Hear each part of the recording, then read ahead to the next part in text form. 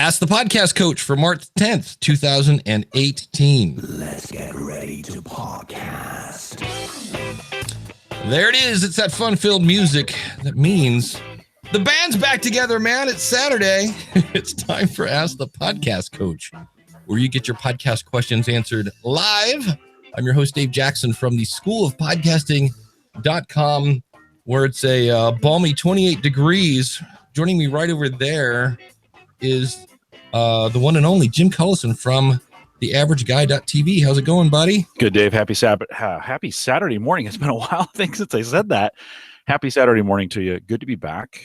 It's not any warmer here in Omaha, Nebraska, so we're kind of hunkering down. We're getting teased with spring. I don't know about you, but we get a nice day, and then it kind of goes back to some crappy weather. I think we get some snow or sleet or something this afternoon or tomorrow. So back to a little bit of winter, but it's always warm on Ask the Podcast Coach. The funny part was I had all this TV shows taped from when I was in San Diego, and I'm watching it. Well, there was a warm spell in Ohio while I was in San Diego.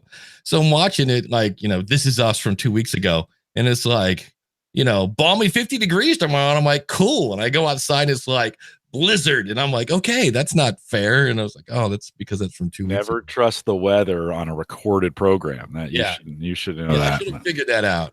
But we are at askthepodcastcoach.com/live. If you have a question, you can come out and ask it there, or you can do what Matt did from the Author Inside You podcast over at theauthorinside.you.com.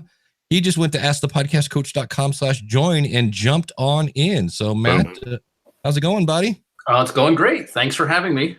Oh, good. What can we help you with? Well, I can get right to my question right away. Yeah. Okay. So my podcast is an interview podcast, and I hear a lot of podcasts that are very popular that are interview podcasts that play a small soundbite of something juicy in the podcast in the beginning, and then go to their commercial and then talk about how they met this person. And then they talk for 7 or 8 minutes, and then they get into the interview. And my thought was, when I made my podcast, let's just jump right in. We'll play a little open and we'll go right to the podcast, go right to the interview. I don't understand how these other podcasts are so popular and they have 8 minutes of nothing before them. Can you help me with that? I don't know if it's nothing. To be honest, I've heard that complaint, Dave, and I know you and I differ actually on this opinion. You're like, get right to it. I do tons of interview shows, and what I'm finding is when and we do them all live, and the audience they want to date a little bit with the guest before they just jump right into it.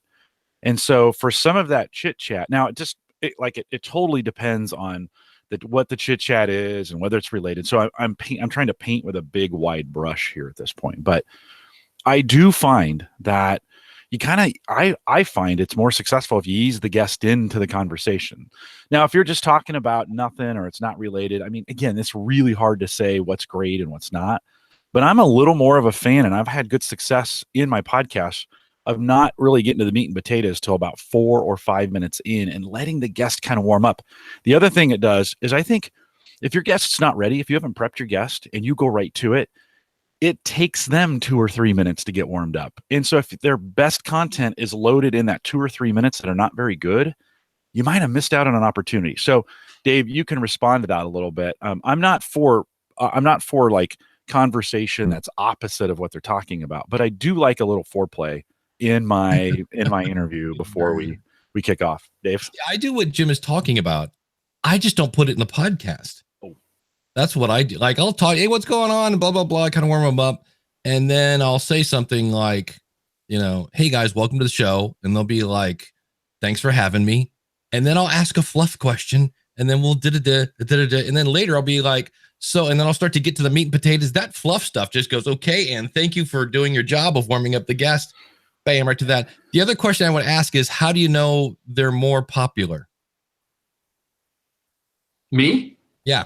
Oh, I'm thinking of How I Built This. I listened to How I Built This, and then they have it open, and then they play a little soundbite, and then they go to a commercial, and then they tell you to donate to NPR, and then they kind of set the scene. We're at this location, and then easily 3 minutes, it seems like, into the podcast. Then they say, hey, so joining me today is, Truett Cathy from Chick-fil-A or something like that. And I think, oh my gosh, why didn't they just start the podcast by saying, hey, thanks for listening. Here's Truett Cathy. Let's talk. They got to pay the bills. Yeah. They got to pay the bills, right? They have to. I mean, the little soundbite beforehand where they play the one, one sentence or two sentence thing about how we thought we were going to go out of business, and then suddenly we turned around and we decided to sell French fries. Yeah, they say that's guy's shtick. That's his shtick, right? That's how he always does his podcasts that way. Right, but there's lots of them. It seems that way to me. Lots of interview podcasts play a little soundbite, and that's what seems like a waste of time to me. Well, not so much Guy Raz has had really good success because he's had amazing names on there, and people are waiting to hear that. It's also, there's a 30-second button, right? I use it all the time. Podcast player. Yeah, I just click, boom. Leo Laporte, I listen to Windows Weekly every single week, and I love it for the content, but I zip through. I mean, I go 30, and then I know the show is starting, and then for his commercials, they're always 5 minutes. So 6 times 30. Boom. I'm to the I'm to the end there. So, but it's a good question. And I think it's a good point where content trumps some of those other things, right? They're able to hold you through, or at least the perception is they can hold you through the commercials. Mm-hmm. So you'll stay for the content. And they must have some pretty good numbers. He also said the magic letters. NPR. Yeah. So he's got a big network. I mean, I've listened to Lore, the podcast, and it is really good. It's also very creepy because I basically listened to an episode on HBO. I watched it on HBO and then kind of went back. And it's a really good show, but I think some of the reason that got so much like press when it first came out is that guy has all sorts of friends that are reporters. I think it helps. When you can just go to all your buddies and, podfecta.com is an event going on in April, by David Hooper, and he knows a bunch of people. And if we all go podfecta together, people are going to know that there's an event in Nashville on April 20th. Why? Because he reached out to his friends who have his target audience and said, hey, podfecta.com, April 20th in Nashville. And I think they're doing the same thing. And why wouldn't they? Why wouldn't you reach out to your friends? Joe Pardo has a new book out called Sales Will Not Save Your Business. He reached out to me and said, hey, would you be interested in maybe pre-ordering a book? And I'm like, look, Joe's helped me. He's, I got to speak at Podcast Mid-Atlantic pretty much every year, and I'm like, can I spend $12 to help out Joe? Absolutely. So I think it's a matter of pulling in their network. Now, again, this doesn't mean their show is crap. I'm just saying sometimes I think these people have a tool in there. They have a club in the golf bag that we don't have. I don't have a media outlet that I can go out and say, hey, can you go tell your 5,000 Twitter listeners to, listen. So I'm not saying that's the only reason, but I'm saying I think that might have something. Right. I understand. Yeah. The other thing to keep in mind, I was asking because, especially in the podcast charts, first of all, Steve Stewart from stevestewart.me just put he's in the audio editors group, and he put a great screenshot of, I don't know if it was new and noteworthy, something in iTunes, basically showing how broken iTunes is. And when I say iTunes, I mean iTunes, the desktop version, not Apple Podcasts. And that is something that I've seen where I remember for the longest time, there's a great show called WordPress Plugins A to Z. And it's live. They're still doing episodes. And yet for years, they were not the number one thing for WordPress. And it was because there was a show that had come out, hadn't done a show in 3 years. But when that show came out, there was zero competition. So they had boatloads of subscribers and boatloads of downloads. And that's somehow in that algorithm to where it took years for WordPress Plugins A to Z to finally overcome a dead podcast. And they're like, how is this possible? They haven't put on an episode in years. And I'm like, that's part of the thing. And it's just frustrating. But I was just going to say, if you're using iTunes as a measurement, don't, because from what I've seen, at least from Steve's thing, it's broken. So, and then the thing I try not to do, I used to look at John Lee Dumas's income reports. I used to look at Pat Flynn's income reports, And every time I did that, I felt like absolute crap. I mean, I just felt this Are they big. still doing that? Yeah. They still publish that? Yeah. That's a little ballsy. It's kind of, it's just kind of like, hey, look how much money I'm making. It's, I get why they do it because that's their business, right? I get it, but it was just a case where it's like, oh, look, you make more money in a month than I am in a year. Wow. Okay. Well, it's sort of like Cliff Ravenscraft too. He's constantly, well, I built this huge house and my wife quit her job and we're going here. And, it's kind of the same bragging thing.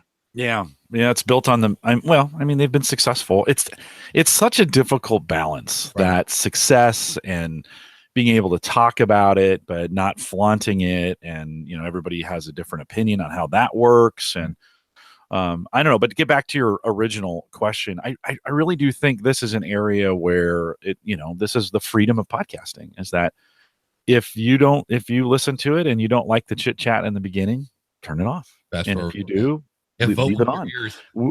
I say this all the time. I get some of my biggest engagement in my podcast and on Twitter on stuff that's just average everyday chit chat. Not the meat and potatoes, and you kind of think, oh, it should be the meat and potatoes, but it's not.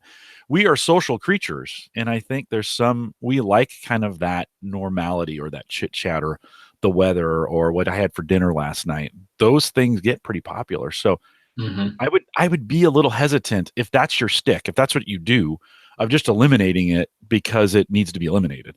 If it's working, if it's causing engagement, do it. But if that's not your style, go right for it. I think that's great. I'm actually speaking at the thing after Podfecta. It's like Create Nashville. So I'm actually hitting 2 events in a weekend. And my talk is on your authentic voice. And that's my whole thing. It's like, unless, like, if my audience said, Dave, we think you should do, insert something that's so not Ask the Podcast Coach into Ask the Podcast Coach, I'd be like, okay, I understand that you want to see that. And you really, really want me to talk about, 37 pieces of gear in 15 seconds. I'm like, but I'm not going to do that. I don't want to do that. I don't want to listen to that. So I'm not changing my show for that one person. And so I think that's part of it. If we try to, we did an episode on that on the Podcasters Roundtable. We called it the John Lee Dumas effect, where everybody was literally trying to be John Lee Dumas.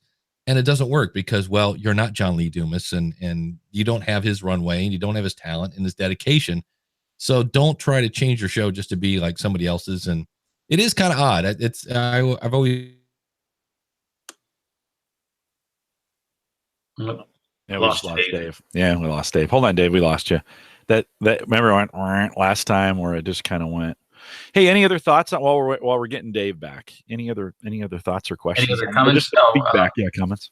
Well, no, I'd like to say thanks for having me on the show. It's nice to be able to just call in and get right on. And it's nice to meet you, Jim. Yeah. Hey, tell me a little bit about your show. What are you doing while we're getting Dave back? Tell me a little bit about your show. My wife and I do a weekly show where we interview authors about writing, publishing, and promoting their first book. Mm-hmm. So we just try to find authors, all different types of authors, mystery authors, textbook authors, authors who have written children's books. And then we just talk to them it's usually about 25 to 35 minutes. And just, they tell us a little bit about their book. And then they tell us.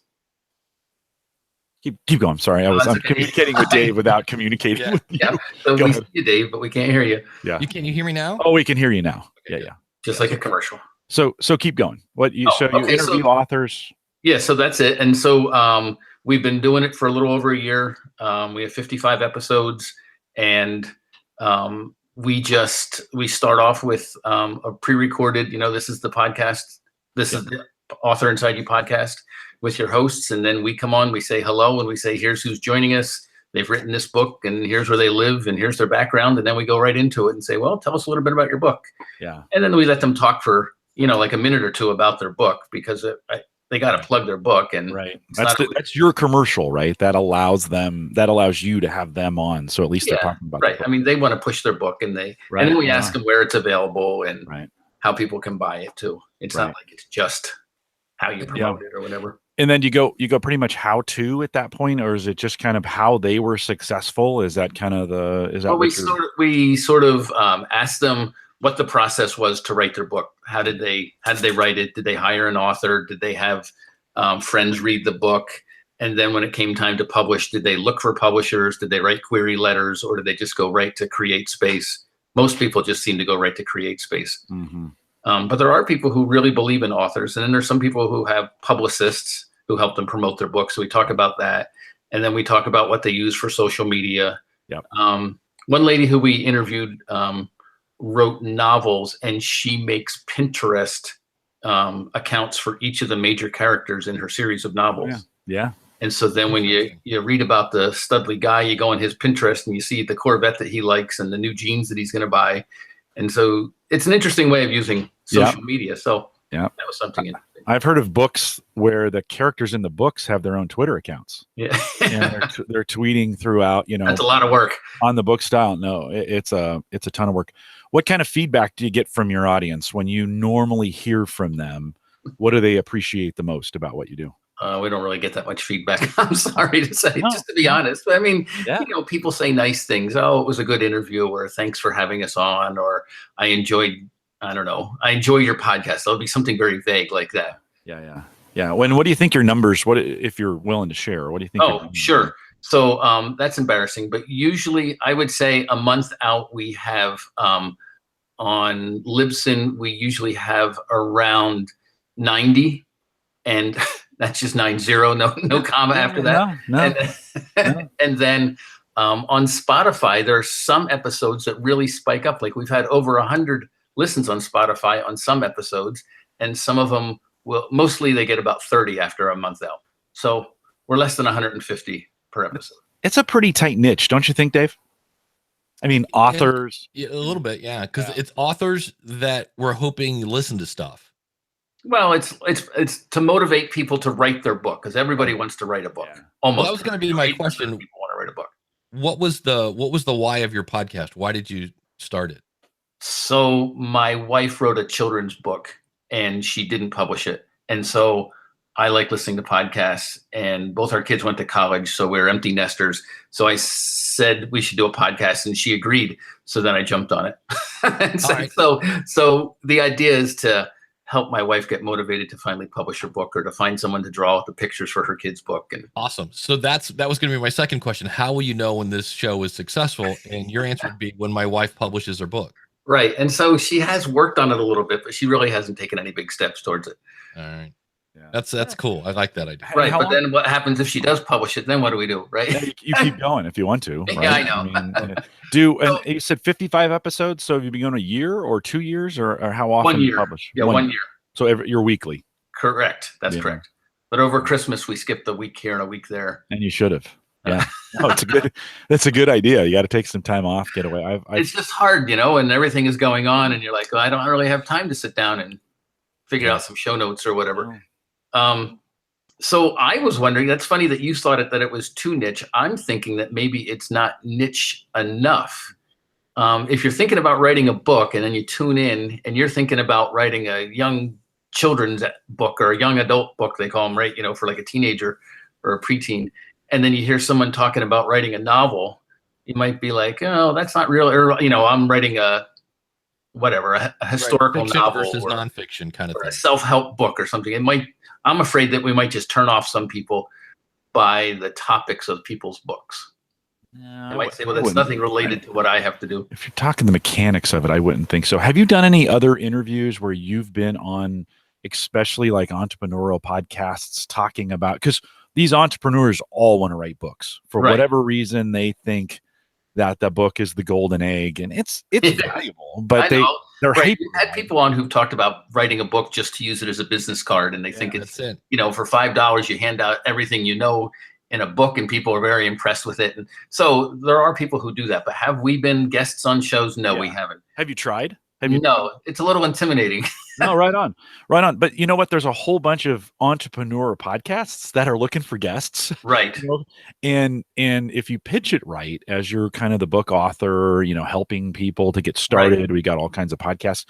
You might find, because I'm just kind of thinking, where's the pool? Where's your audience pool? And they may live in that entrepreneurial space. You're absolutely right. Where they're trying to think about it. And the only way they're going to hear about you is for you to guest. So you might want to look into one of those services. And just ask. It doesn't hurt to ask. If they say no, they say no. But, you may pick up a handful of interviews and drop into some new pools for listeners.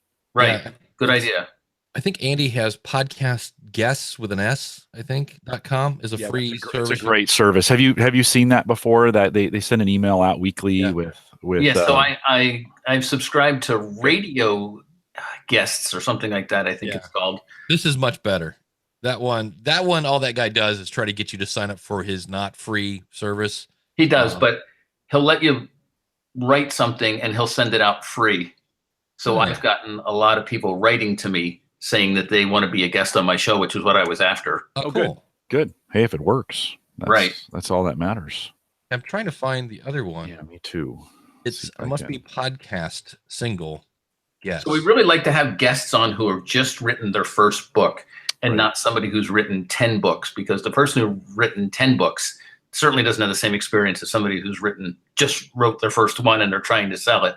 So you can go into Amazon and it's been a while since I've done this.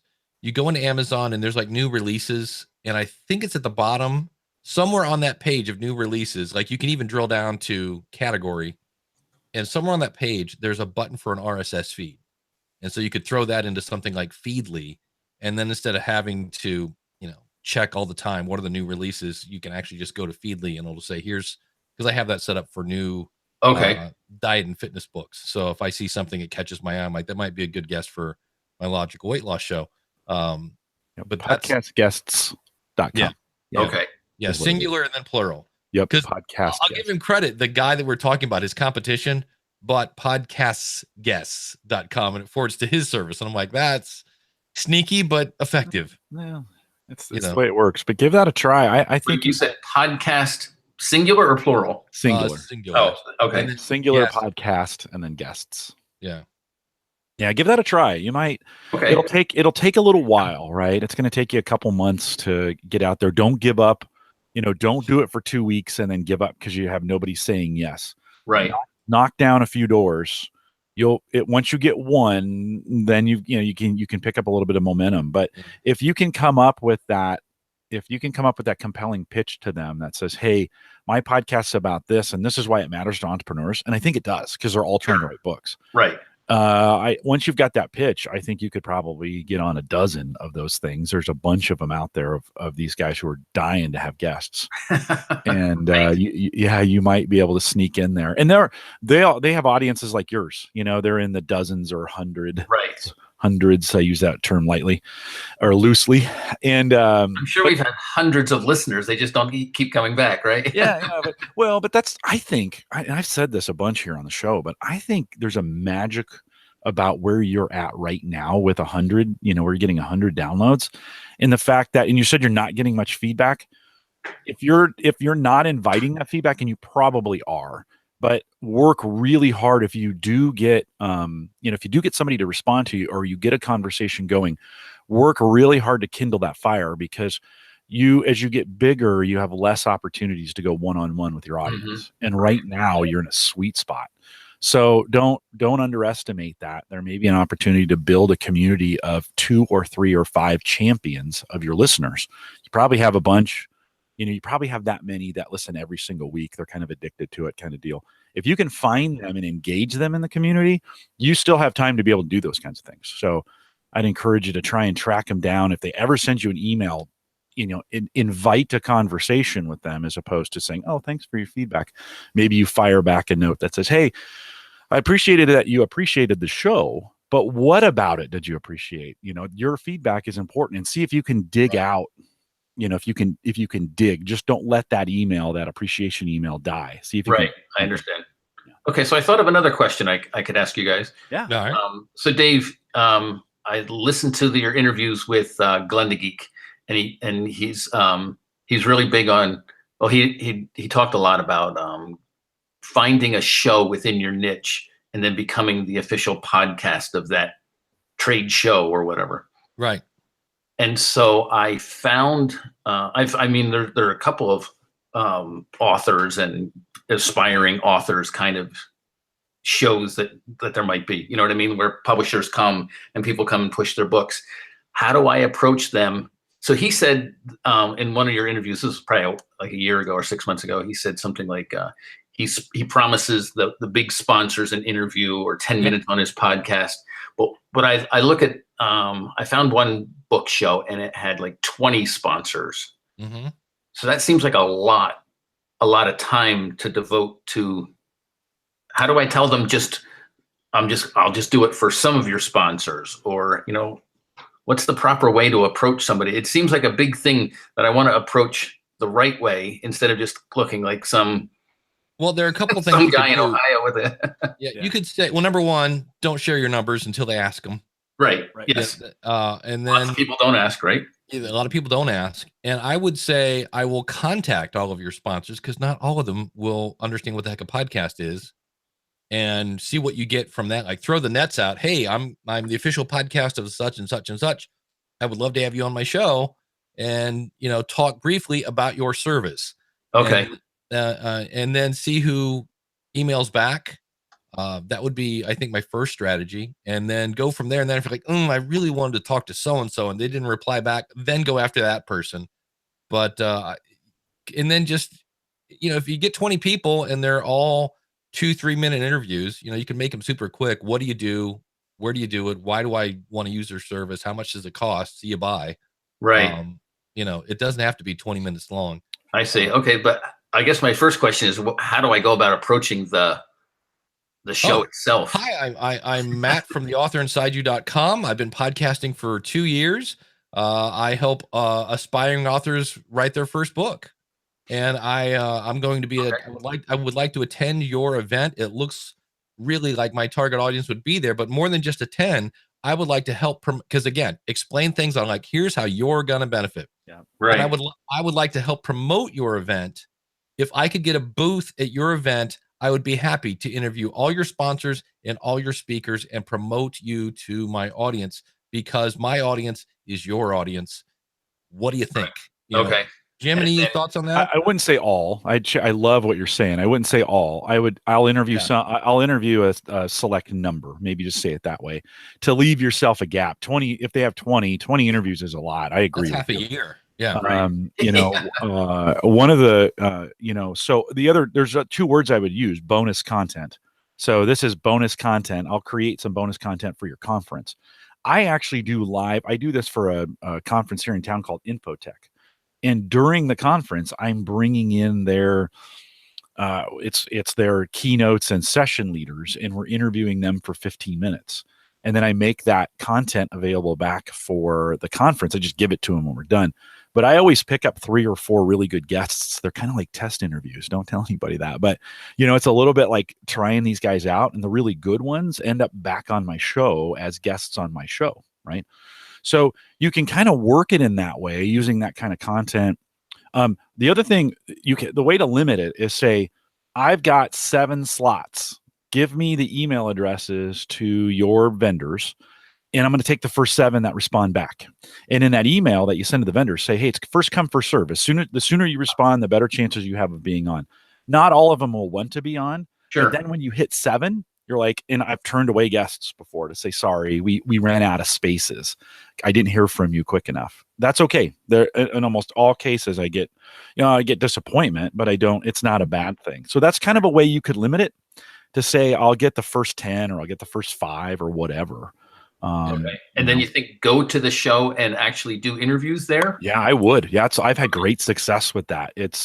You create some great walk by and they see you with the microphones and they're like, hey, what's this? Yeah, go get a Cowboy Studio light too, a really cheap light, and make sure you turn the light on your booth, because all of a sudden people notice the light and they're like, hey, it's crazy. Lights and microphones, and people start looking. And if you can they make these little, like, I don't know how to explain it, like pull out banners. Like you can have a banner behind you, but they have these ones that's like, they're like this wide. He said it's like, I don't know, it's 7 feet tall or whatever. Yeah, 4 by 8. You bring it in, it looks like somebody's bringing in a really thick cue stick, right? This black bag, they pull it out and and it sets up in like a minute and a half. I'm like, that was cool. So that might be something. And I don't think those are terribly expensive. I was surprised. I thought it was going to be like, $900 or something like that. And it's not super cheap, but I was like, it just shows that, hey, I'm serious. I mean, Jeff from TeacherCast has a whole booth. I mean, he has this whole big backdrop and blah blah blah. I'm like, okay, but I would have.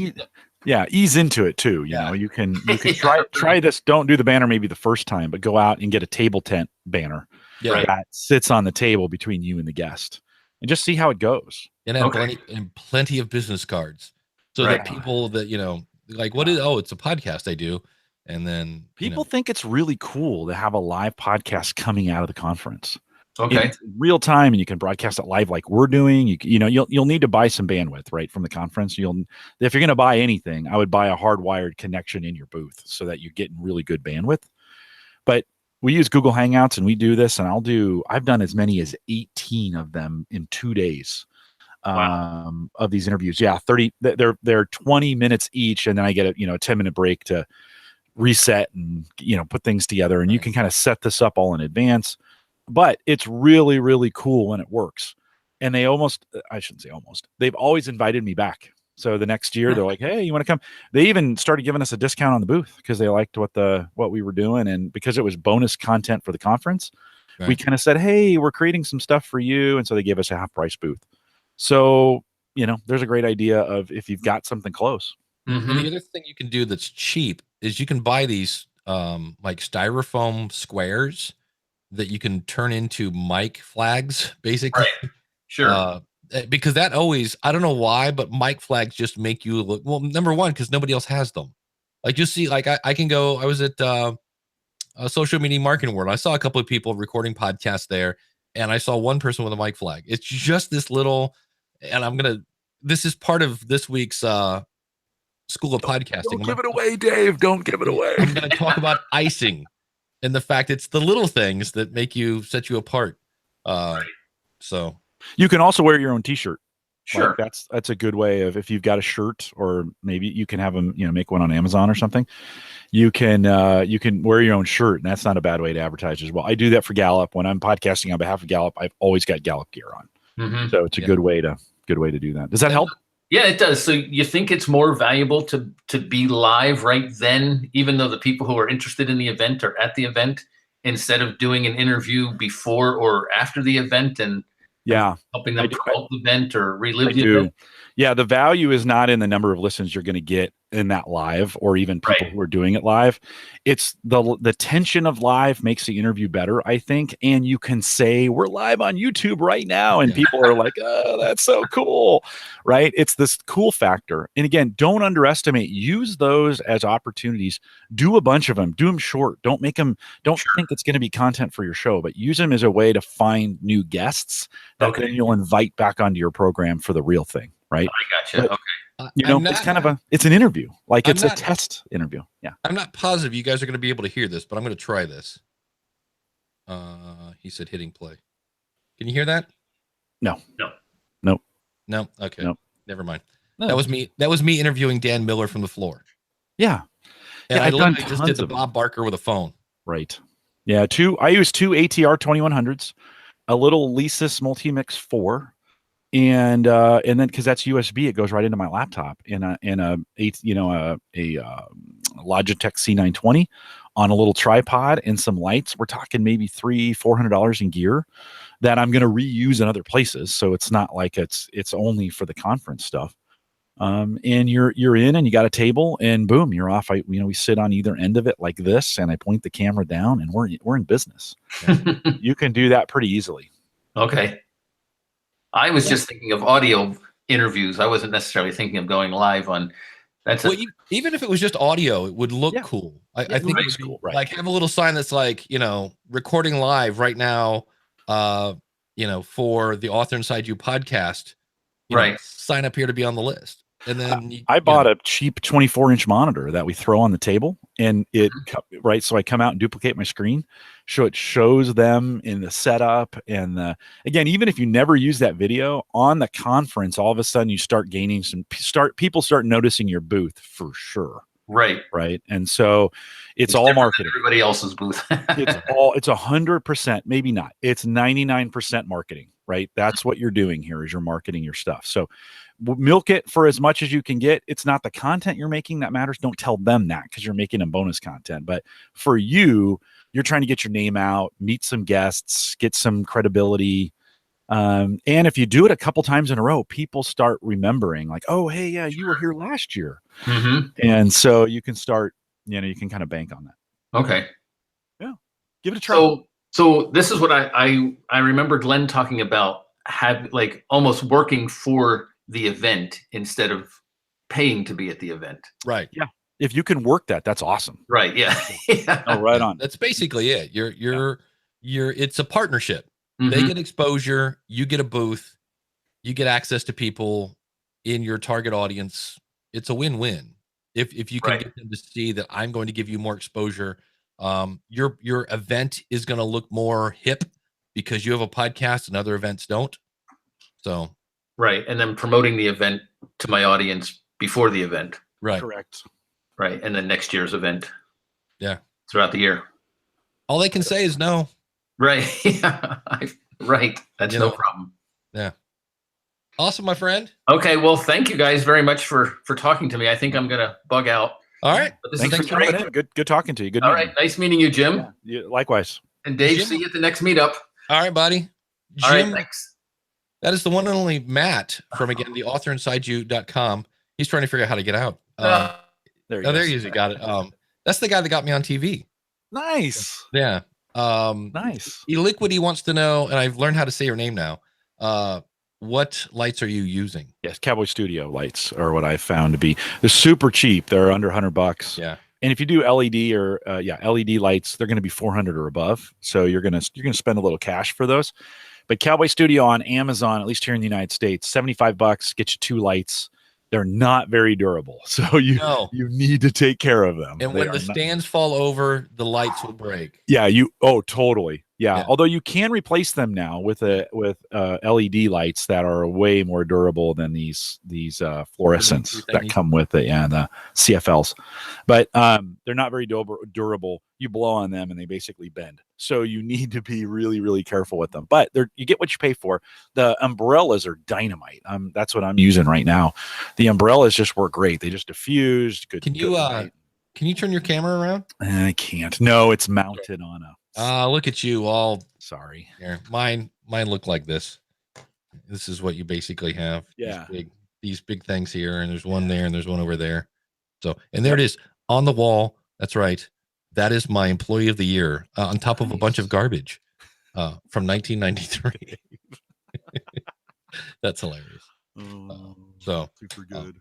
Yeah. Lights are super key. I underestimated the power of lights for a lot of years. I was kind of like, if I shut mine off, it's kind of dark. But like when you don't know that it can be better, you think, well, this is okay. And one of my co-hosts he was like, God, is there anything you can do about your lights? And I kept blowing them off. So for Christmas one year, he just bought me lights and sent them. And I'm like, oh, I get the point. And so I set them up and holy cow, what a difference. What a difference. Yeah. Especially if you're doing video. And we had a lot of great feedback in the chat room. Illiquid, said, check out Drawing Loser on Instagram for Matt. She's a very talented artist and is a 9th grader. That might be somebody to get you some artwork for your children's book. And then Emily had said, I think it was Emily, don't forget to have somewhere on your website for the show for authors to submit themselves as potential guests. Boy, somebody sent me the wrong thing at the wrong time this week on Facebook. And it was just because it was so not a match. And the fact that it was probably 11:30 and I was tired. And it was like, hey, love your show. I've got somebody who'd be a great guest. She's a real estate mogul and she's done this and she's done that and none of this. And so what I did, and I cannot take credit for this idea. I got it from Jessica Kufferman. Instead of replying back to the person going, why do you think it's a good fit? Because it's not. I went to the person's website and then forwarded the email to the person that she's representing and said, hey, just so you know, this person is not pitching you to the right people. I basically told on her. I was a big narc. And that was a little snarky. And then the person that the original person that she was pimping, I friended on Facebook.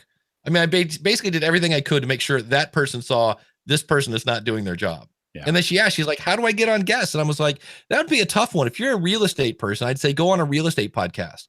But everybody that does a real estate podcast has their own thing going. I'm not sure if that little genre would be as open to having somebody who's doing the same thing on their show. Hey, can you go solo for me for 1 sec? I can go solo. You know what I can do? This would be a great time to talk about our awesome supporters since it's the first part of the month. So, and I found a cool way to do this, especially our $20 supporters. That would be Det Shepherd at debtshepherd.com. And of course, Jonathan Bloom over at weeklyawesome.com. We mentioned him just a second ago. Glenn the Geek from Horse Radio Network, Josh Rivers from podcastingexperiments.com, Max Truscott from aviationnewstalk.com, and Shane from Spybrary. Thank you so much for your $20 a month. At $10 a month, we want to thank Barry Kessler from barrykessler.com, Frank Brill, Jeffrey from Podnuts, that's with a Z, podnuts.com, Josh Liston over at tpsguy.org, the one and only in the chat room today, Nick Superling. And Nick, I thought your picture was up here. I'm not sure where it's at. I will fix that. Sean Park from BeYourOwnNerd.com. Thank you so much for your $10 a month. At $5 a month, the one and only Darren Dake from coronertalk.com did an awesome job out at San Diego with me. Doug from becominglimitless.com, the one and only Corey Finneran from ivyNV.com, Jay Cleveland Payne at jclevelandpayne.net, Jason Curtis, Jeremy Dennis from transmissions with an S, podcast.com, some guy named Jim Cullison from theaverageguy.tv, Joe Taylor, I'm going to be in Nashville next month, buddy, on faceedge.com, Kim Slusher from distractedlifepodcast.com, Master Cauldron from cauldronscrypt.com, Mark W. King from markwking.com, Michael Ray from michaelray.com, Rob Griffiths from bedtime.fm. You can find a couple different podcasts over there. Troy Heinrichs from blacklistexposed.com. Thank you all for your $5 a month. And of course, no good deed goes unpunished. Our $1 contributors, Alan Palmer, Barb from anchor.fm/BarbTUSA, creepykingdom.com, Dave Wilson from Ottawa Works, Emily Prokop from the Story Behind podcast, as well as ePodcast Productions. See, I'm missing my, if I had the iPod, I'd play the jingle. I can't sing it. Don't ask. Gary from crowdfundingchristianmusic.com. That's Gary Godfrey. Gary and Margaret from kiwimana.co.nz or beekeepingpodcast.com. He's on the wall in his beekeeping outfit. He's right as left. He's up there somewhere. Jeff from Jeff Keefling from Keefling. That's Keif Ling. So just pretend you're Mick Jagger. It's Keefling. Right. The Latin Podcast Awards. Thank you so much for that. Lucas from triangletactical.net. Bumble of Mask, that's MASQ, me.org. I finally got him to send in a name. Mike Moody from MrRobotPodcast.com. Mike, is that show still on the air? Paul at fightingthroughpodcast.co.uk. The Seahawkers Podcast. And last but not least, we got a couple. Sean from sleptinclass.com. That's slept in government class. And I don't see him. Wait a minute. Oh, you know why? Because this is a weird one. There is a category called no rewards. But yet I see where they're still contributing. So yeah, you don't have to get, it's just you created at some point in time, you created your own a level with no rewards. So that would be Steve Sleeper from earn.show.com. And of course, the one and only Cody Sison. Been here. Love that. So, thank you. If you would like to be an awesome supporter, go out to askthepodcastcoach.com/awesome. So I'm super impressed by that list, Dave. It's amazing. It really is. Read it and I just go, wow, thank you for supporting you and us and what we do here. It's super fun. I had forgotten that I had scheduled an appointment for the auto glass guys to come this morning. I have a couple cracks that on my windshield that need to be replaced. And I scheduled it a week and a half ago before I left on vacation. And then I forgot. And so I got the email this morning, like, "Hey, we're coming."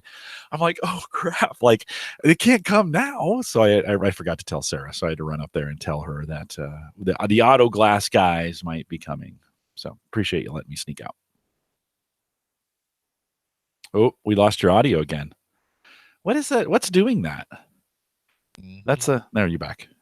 Now I'm back. Yeah, you're back. That's weird. All I did in this time was I clicked on the gear. Huh? Because usually it's the something Like with a the driver mixer. that's crashing, or yeah. I need to double check and make sure I got the latest one. Okay. Yeah, this is the biggest drawback of this mixer. I like everything else about it. What is it? What kind of mixer? It's the PreSonus AR12 USB. I think So. is it. I think it's that. Is it blue? Is it in a blue box? That might be. Let's see that one right there. That I have up there. You don't have. Oh no! I've just got the little sound interface. I don't have the full mixer. Okay. No, it's wow, thing. that's a beast. Yeah. Nice. Well, I like it because it's got sliders. It has mute buttons. It has insert jacks. Mm-hmm. It's got, if I wanted to, if I had found my iPad, I could connect it to the mixer via Bluetooth. And it's got a built-in SD card recorder. That was the one that I went, ooh, which is actually, I did press record on it. It's running now. Oh, that's always good. What's the retail on that? That is a good question. I want to say $500. It was not cheap. Yeah, it's pretty expensive. But it was one of those where it's like I don't have to rip apart my studio now when I want to. Because that little recorder, though, I bet is the extra cost. Getting because not many have an integrated voice recorder. Well, it's got some stuff. Hey, this just in. Yeah. Aliquity. I think I've got her name right. Just pledged $5. So thank you very much for that. Oh, nice. And if you put your website in the chat room, I will be happy to give you a shout out. I just got it. It's one of those things where you look back and go, why did I get that? And I can't tell. I think it was the recorder was the biggie. Mm-hmm. And then it is kind of cool. Like when I do the podcast rodeo show, I can go in and say, listen to this microphone on channel 1. The woman in the tube gets her own channel. And then like I can have things automatically split up. It's kind of a hassle because when you go to where it used to be like, okay, choose microphone, ATR 2100. Now I get a list of like 8 things because it's got 8 different channels. So I can listen to each channel, which is kind of good. But this is the annoying thing. And that is every now and then. And I think it might be even a YouTube thing because I've never had this happen on Squadcast. I've never had it happen on Skype, and I've never had it happen on Zoom. So the only thing that's weird is on Google Hangouts. So, but it's handy, and it's got a slightly smaller footprint than my other mixer. And I guess part of me was, if we ever want to bring back the phone, we now have the channels. Even though I just thought about that. I don't have. I forget the name of the service. I vote for no phone. I love the I love the interaction we had here. Yeah. It's so much. It makes it so much better. Yeah, it's just so much better that way. And we just saw where Matt didn't have a camera. You don't need a camera. You just need a microphone. Yeah. No, his audio was fine and good to have that kind of interaction. We love that. It makes things. It also keeps things easy because that was the thing I always thought. If somebody actually did call in, which don't right now because I can't even find the stupid app. Magic Jack is what I'm using for the phone. It just makes it a bit of a hassle. So hey, Dave, how do I've been charging for my post show content. So we do a post show and lately it's become all cryptocurrency focused. And so we actually moved that to Patreon, charge $1, for $1 you can get it every week. It was kind of a way of engaging folks in a Patreon. For this program, we always do 45 minutes or so, it seems like, of post show. How do folks access the post show for here? When they go to askthepodcastcoach.com/awesome, they sign up for Patreon. And when they sign up, I should know that. So all our Patreon subscribers are able to access the content we do in the post show. Yeah, basically. Okay. And then there's stuff that's on occasion I will put things there that aren't post show. If I do something, just like, hey, you should, that you might like this kind of thing. I have a really cool Skype story that I want to share in the post show because I need it kind of locked behind I don't think it's NDA, but otherwise I wouldn't share it. But I'm going to lock it. So if that's the case for here, yeah, well, I got some Skype stuff I want to talk about in push. I wish they showed you. They don't show. There's a lot of like post show stuff here. I mean, I'm trying to see. I was going to say, oh, you have access to, 38 posts or something like that. I can see them, but nowhere that I can see does it show me like stats on how many. Oh yeah, nope. There's my posts on. Nope. I'm trying to see like how many posts I have, and it's probably in there somewhere. But here we go. Dashboard maybe. Nope. That shows me how many patrons I have. They're making a bunch of changes to Patreon. They've been updating a bunch lately, it seems, and the platform's been getting a little bit better. Management's a little bit easier. I think they kind of learned through that whole debacle of changing the pricing. Like, hey, maybe we ought to listen to our community a little bit more and not make so many changes. There's a novel idea. The guy, Jack, I want to say Conti, something like that, is the guy that started. He's an old musician, and his story, because they did like a PatreCon in it might have been Seattle, someplace, and he was talking about how he does these elaborate videos for his music, and they get a ton of YouTube stuff. And he spent like, I want to say it was like $5,000. It might have been 10 grand, but he was draining savings accounts, everything he could, and he put it out. And via YouTube, you get so much per play, because of the ads. And he said, I just spent like, let's say it was 10 grand, and I made $300.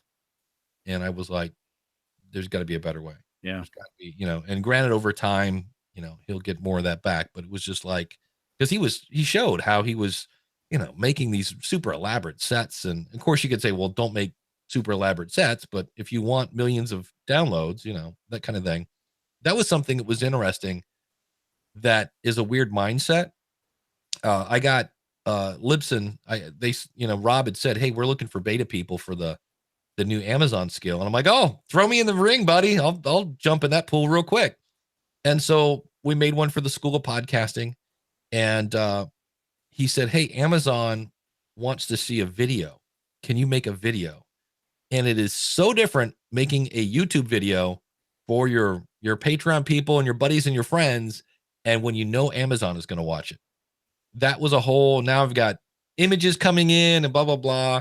And it still was done with a C920 in Camtasia and some screenshots. Other than that, it really wasn't that crazy. But I thought that was interesting that if it's like, I should be making my videos like Amazon is going to watch them, because you never know who's going to watch them. But they did watch it. Like, that was really, really cool. And I'm like, the only thing that I'm sure Libsyn is probably saying is I don't mention Libsyn in the video. I do in the show notes underneath it. But I say, hey, I don't even think I say, well, obviously I have to say Dave Jackson from the School of Podcasting. But I think in the post that I put it on, I'm like, I got this from going to Libsyn and adding it as a destination. But in the video, I don't believe I mentioned Libsyn. And I'm sure Rob and everyone over there is like going, you could have mentioned Libsyn. Well, do you think you should add, speaking of that, do you think you should add to your introduction is pretty standard, Dave Jackson School of Podcasting. Do you think you should add and then your title at Libsyn? Yeah. Like podcaster support. Yeah. Well, that was the thing. I was surprised, and I'm kind of surprised, but kind of not. And that I had more people at Social Media Marketing World that said, oh, you work for Libsyn? And I'm like, I thought, but if you think about it, I think I talked about that in probably like 2 episodes. And on occasion I will say, hey, full disclosure, I work for Libsyn. But other than that, I probably should disclose that because once a few people knew I was, quote, the Libsyn guy, plus I had a t-shirt that said Libsyn on it. I became the Libsyn guy. They're like, oh yeah, you need to go talk. It's the Libsyn guy. Go talk to him. So I just need a shirt now that says the Libsyn guy. And that'll be great. But I probably should. And that was interesting at different parties, depending on who I was with. They would be like, this is Dave Jackson. He does tech support for Libsyn. And he also does, and they would name something else, but they wouldn't name the School of Podcasting. That was always kind of interesting. And that was because they were a podcast consultant. It's always like, oh, okay, you're not going to mention that. And I'm like, okay, I see how that's going to work. And you could turn that around based on the context. So you could say, hey, Dave Jackson, client support specialist at Libsyn, as well as host of Ask Podcast Coach. No, I'm just kidding. School of Podcasting. Yeah. I think you're right. I have to introduce myself a lot based on kind of when I go to these conferences sometimes, it's like, do I say, podcaster for Home Gadget Geeks, or do I say, I'm the strengths community manager for Gallup? in what we do. So you gotta, because I do podcasting in both, so you kind of have to figure out what's the right the right words to use. It is sticky, Dave, when we think about podcasting for both work and when you have your own podcast. There can be some sticky moments, and you just highlighted one. Like I think Rob does expect some. I mean, he hired you because of your influence, and there's probably an expectation that will leak out in some of the things that you do. I just realized Dave Hooper had emailed me. If you use the coupon code SOP, you can get Podfecta tickets for $37, and I get absolutely nothing for that. Oh, but I'll probably get to. Well, I am going to get to. I'm going to do a podcast rodeo show live. That'll be fun to do that to somebody's face. So that'd be interesting. It's a little scary. It is a little scary to do that, and I'm super hesitant on giving people instant feedback. It's stuff. Hey, listen to this. Yeah. We got 4 minutes to tell a story. Yeah. Okay. I popped a cork. I found out I have people always go, you are so patient, Dave. You are so, I'm like, well, I don't know where it came from, but I think my sister was a handful at times, but there's something, if you want to watch me pop a cork, this is how you do it. You ready? Lie to me. And I will pop a cork. Like that's just something you just don't have to do. And this person didn't even lie to me. It was something that I assumed that they weren't going to do anymore, and then they did. And it's not a secret. Cliff Ravenscraft teaches the file for download only method, which there are certain circumstances where you can do that. Because I know like Troy Heinrichs does that for the Blacklist Exposed and things like that. But because in the end, you save $15 a month, something like that. So if you have multiple shows, that would work. But when I talked to Cliff at Podcast Movement, he said that he doesn't teach that as like the way. He teaches it that's how he does it. Well, duh, Dave. His people are going to do what he does. So I'm in a room, and this guy comes over and goes, "Hey, I want to get on Spotify, and I understand you're the Libsyn guy." And I'm like, "I'm the Libsyn guy." And I'm like, "It's super easy. Go to Destinations, click on Spotify, fill it in, make sure your title is less than 42 characters, and you'll be in probably 3 to 7 days." He's like, "Great. I need it file for download only." And I go, no, just fill it in, hit the. He goes, no, Cliff said. And I go, no. I said, that's an old video, like from 2012. I go, and then he goes, no. Cliff just said it, to use file for download only. And literally, it was hilarious because Chris Kermitzos from Podfest is sitting next to me. He actually left. I think he thought I was going to explode. Because I looked at him and I said, okay. And literally my face is turning red. And I'm like, I cannot tell you. I said, I said, I can't believe he's still preaching that. And I said, that is absolute. And then I just let explicits go. That is bull. And I'm like, that's the worst. That is horrible advice. Blah, blah, blah. And it dawns on me that literally, and I'm turning red from almost embarrassment because I realized that I'm popping a cork a little bit. And I'm not screaming, but I'm just like, I'm like, the hands are going. And I'm like, that's, and I looked at it, I said, I'm sorry. I said, I don't mean to take this out on you. I said, I thought we were done with that promotion. And he goes, no, I love this. He goes, I love it. And I go, you love it? He goes, dude, your passion. He goes, I'm definitely going to follow what you're talking about. So that was fun. That was what I was like. And again, Cliff didn't lie to me. I just thought we'd somehow put that on the back burner. And apparently he never did and isn't going to. And why would he? Because it works for him and that's what he teaches. But it was fun. Just because at one point, Chris Kermitzos is like, and looking at me just like, and he just exit stage left. Exactly. So that was fun. There's an old Saturday morning cartoon reference. There you go. If you haven't, if you're not an old guy like us. Snagglepuss, wasn't that? That was Snagglepuss. Yes. Even. All right. So, well, another fun. And here's the thing: I can play music now. You're not going to be able to hear it. Oh, that's okay. So, yes, so we're going to pretend there's music here. Okay. And I'll just throw it in later. But as always, we want to thank the chat room for coming out. We're here every Saturday. Are you done with your program? Yeah, it's done. Wrapped up last week. Yeah, so we're all set up. Probably somewhere in April, we'll probably have a weird thing because I'll be in Nashville. But thanks for joining us. We're out at askthepodcastcoach.com/live. Thanks to Matt for all the awesome questions from the authorinside you.com. And Jim, what's coming up on the averageguy.tv? That's a really good question. I've taken 2 weeks off, so it's been a while since we've done things, but we've always got new tech and stuff. We've got ideas. If you're in the tech space and you want to listen, averageguy.tv. Things coming up in the future at the School of Podcasting. I believe this week I'm going to talk about icing, because I went to social media marketing world, and some of the things that were really cool were icing. That's the only way I can explain it. It's these little things you go, oh, wow, cool. Wow. And I'm like, do they really need to do that? I'm like, no, but it was really, really cool that they did. So we'll be talking about that. I'm also in the future going to do an episode of Bad, Better, Best, which is a little gear shootout thing that I've been playing with. And I've been finding, again, people with like horrible audio quality. And it's weird because I don't want to throw them under the bus, but I want to recreate what they're doing. So we can go, this is what my idea, my opinion of bad audio is. So that'll be coming up at the schoolofpodcasting.com. Thanks everybody for tuning in, and we will see you again real soon with another episode of Ask the Podcast Coach.